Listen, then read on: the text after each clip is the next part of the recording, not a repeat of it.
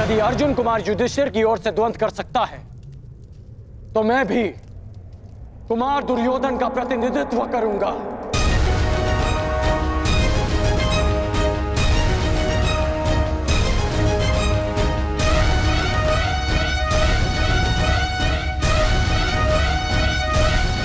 और इस स्थिति में भी अर्जुन और मेरे मध्य द्वंद्व शेष है।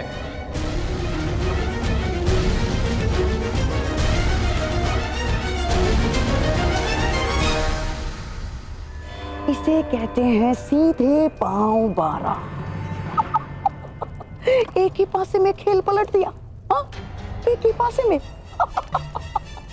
तुम पे भरोसा करके मैंने भूल नहीं की थी कर्ण। यदि पितामह का आदेश हो तो अर्जुन के कौशल के साथ साथ यमराज का भी परिचय हो जाएगा कर्ण।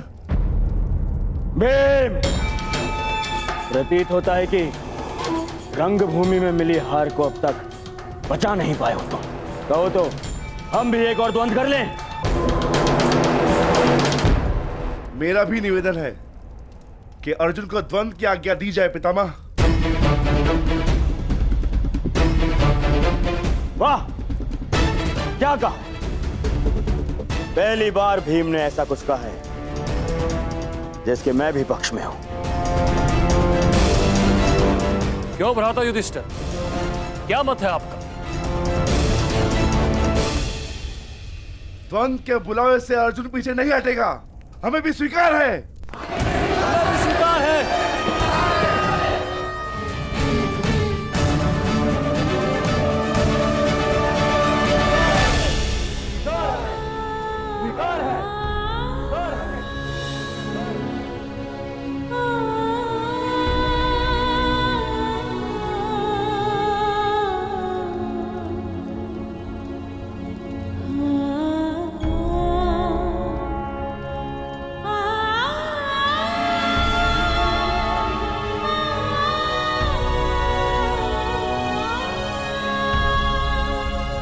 परंतु मुझे स्वीकार नहीं।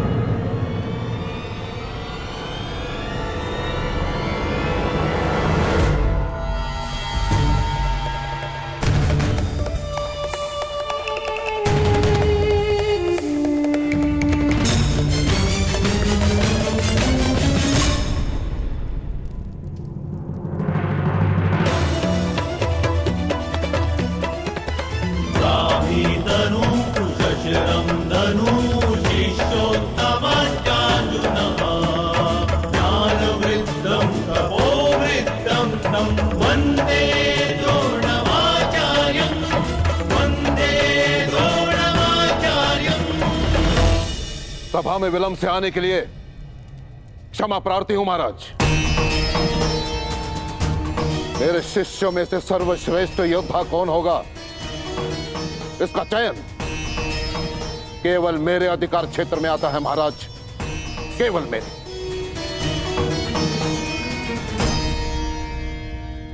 आपका तात्पर्य क्या है आचार्य? वही जो अंगराज कर्ण का है।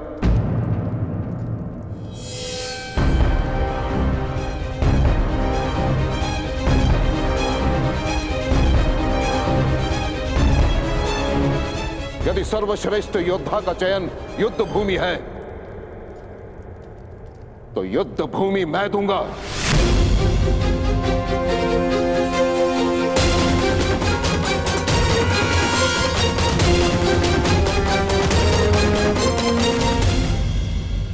वैसे भी नियति कहती है महाराज कि गुरु दक्षिणा दिए बिना कोई भी शिक्षा पूरी नहीं मानी जाती।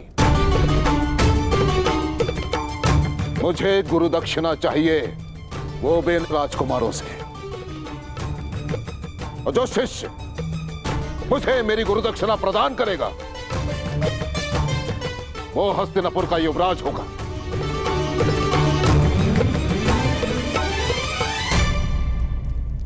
आचार्य, कहीं इस घृणा का अर्थ भी वही तो नहीं जिसके कारण एकलव्य का अंगूठा छीना था आपने? मुझे तो केवल शंका है कि यह परीक्षा भी उसी शिष्य के लिए तो नहीं जिसे आप सर्वश्रेष्ठ मान चुके हैं।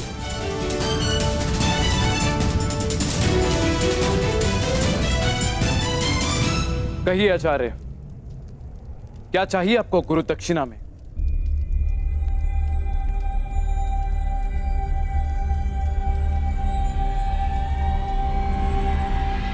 पांचाल नरेश द्रुपद।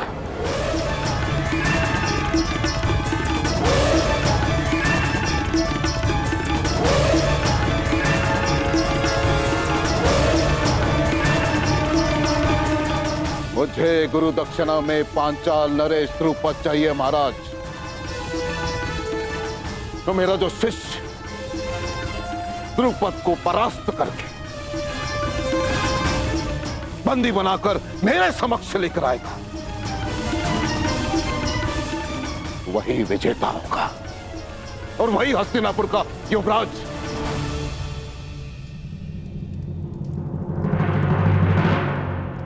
ये कैसी गुरु दक्षिणा है आचार्य? आप जानते हैं कि पांचाल नरेश द्रुपद कितने शक्तिशाली हैं।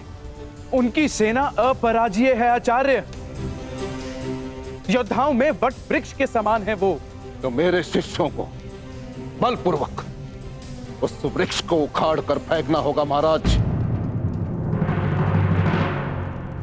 अपने गदा के प्रहार से पांचाल के दुर्ग की नींव हिलानी होगी।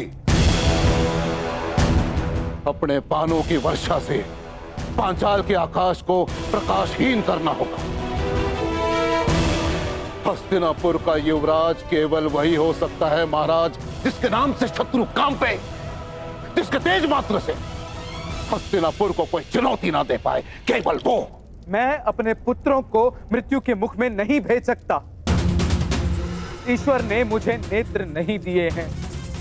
अब आप चाहते हैं कि मैं अपने पुत्रों के मुख से स्वर भी ना सुन पाऊं? नहीं आचार्य, आप कुछ और गुरु दक्षिणा मांग लीजिए। मैं यहां व्यापार के लिए नहीं, प्रतिकार के लिए आया हूं महाराज। मुझे द्रुपद चाहिए या फिर और कुछ नहीं। और यदि हस्तिनापुर मुझे मेरी गुरु दक्षिणा नहीं दे सकती तो मैं कहीं और ढूंढूंगा उस सर्वश्रेष्ठ योद्धा को जो मेरी गुरु दक्षिणा मुझे प्रदान करे।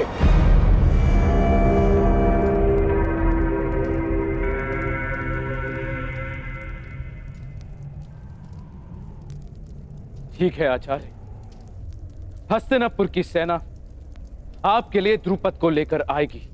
ताची स्वयं द्रुपद को बंदी बनाकर लेकर आएंगे। नहीं महाराज, मैं महामहिम का गुरु नहीं हूं। मैं गुरु राजकुमारों का गुरु हूं। मुझे गुरु दक्षिणा चाहिए तो केवल इन्हीं से चाहिए। परंतु एक बात का स्मरण रहे महाराज, हस्तिनापुर का प्रारंभ केवल वही बन सकता है जो सिंह के साथ युद्ध करे, जिसे हस्तिनापुर के ध्वज में अपना नाम अंकित करना है। उसे सर्वप्रथम पांचाल के ध्वज को झुकाना होगा।